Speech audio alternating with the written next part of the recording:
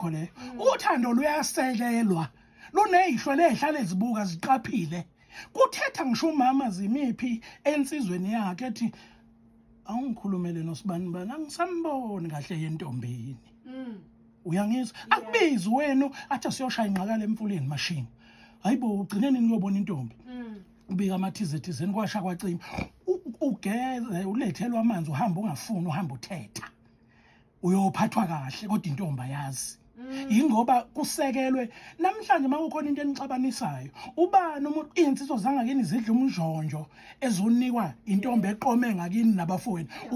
ubani ozongena ke Zimiphi kulolo daba makuthiwa khona ukuxabana phakathi kwabantu ababili leyo nto uthilanyelo ubani wawathola muphi umnjonjo wawathi unqamule esigodini thizeni kwaqhamuka ingane noma intombi yathi mana la waseqhamuka unemenite noma kwaqhamuka ikolishi lamahewu ngikhuluma ngezinto mina ebezenzeka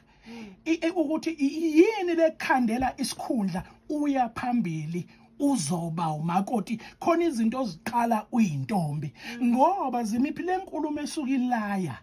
usuphuma eqhamuka kwizalukazi ethi uya kwamfazi ongemama hayi ukuthi kushiwo nje kushiwo iqiniso iyawazi ukuthi uya kwamfazi ongemama